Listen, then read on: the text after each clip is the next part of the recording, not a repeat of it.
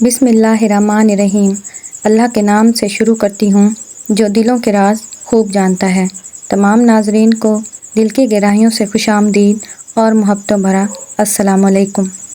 جب ہر طرف سے مایوسی ہونے لگ جائے اور سب رشتے بے معنی ہو جائیں تو اپنے اللہ پاک کی طرف پلٹنے میں دیر نہ کرو۔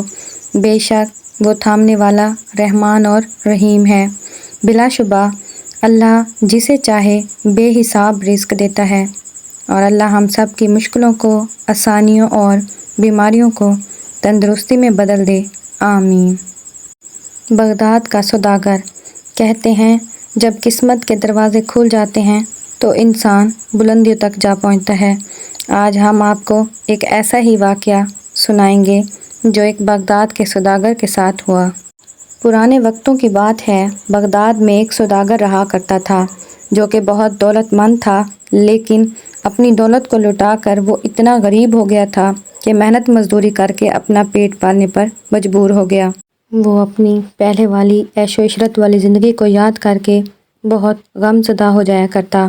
ایک رات وہ بہت زیادہ غم زدہ حالت میں سویا تو اس نے خواب دیکھا کہ ایک بزرگ اس سے کہہ رہے ہیں تمہاری قسمت کا ستارہ مصر کے شہر قاہرہ میں جگمگا رہا ہے، وہاں جاؤ اور اسے تلاش کرو۔ صبح جب بیدار ہوا تو اسے خواب والے بزرگ کی بات یاد آئی۔ اس نے فوراً قاہرہ جانے کی تیاری کی اور قاہرہ کے لیے روانہ ہو گیا۔ کئی ہفتوں کی تکلیف اور مشقت اٹھا کر وہ قاہرہ پہنچ گیا۔ رات ہو چکی تھی اور اس کے پاس کسی سرائے میں قیام کے لیے کوئی رقم نہ تھی، لہٰذا وہ ایک مسجد میں گیا اور اس کے صحن میں جا کر سو گیا، اور وہاں مسجد میں ایک چوروں کا گروہ آیا اور چوری کے ارادے سے برابر والے مکان میں داخل ہوا ہی تھا کہ آہٹ کی وجہ سے برابر والے مکان کے لوگ جاگ گئے اور مدد کے لیے پکارنے لگے۔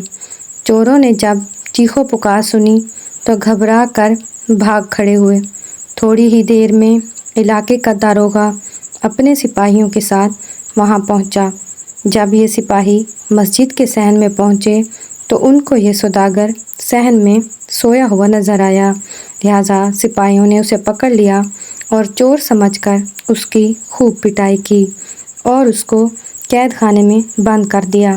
3-4 دن کے بعد داروغہ نے حکم دیا کہ اس اجنبی شخص کو پیش کرو، اور یہ سوداگر پیش کیا گیا تو داروغہ نے اس سے پوچھا تم کون ہو، کہاں سے آئے ہو؟ سوداگر نے جواب دیا میں بغداد سے آیا ہوں۔ داروغہ نے سوال کیا تم بغداد سے قاہرہ کس لیے آئے ہو؟ سوداگر نے جواب دیا میں نے خواب دیکھا ہے جس میں ایک بزرگ مجھ سے کہہ رہے ہیں کہ تمہاری قسمت کا ستارہ قاہرہ میں جگمگا رہا ہے، وہاں جاؤ اور اسے تلاش کرو۔ میں اسی کی تلاش میں آیا تھا، لیکن آپ کے سپاہیوں نے مجھے پکڑ لیا اور میری پٹائی کی۔ داروغہ نے جب یہ بات سنی تو بہت ہنسا اور کہنے لگا ارے بے وقوف انسان، میں نے بھی کئی مرتبہ خواب میں کسی کو یہ کہتے سنا ہے کہ بغداد جاؤ اور پتھریلی گلی کے فلاں مکان کے آخر میں ایک باغ ہے جہاں پر ایک فوارہ ہے اور اس کے نیچے بہت سارا خزانہ دفن ہے، تو وہاں جاؤ اور کھود کے نکال لو۔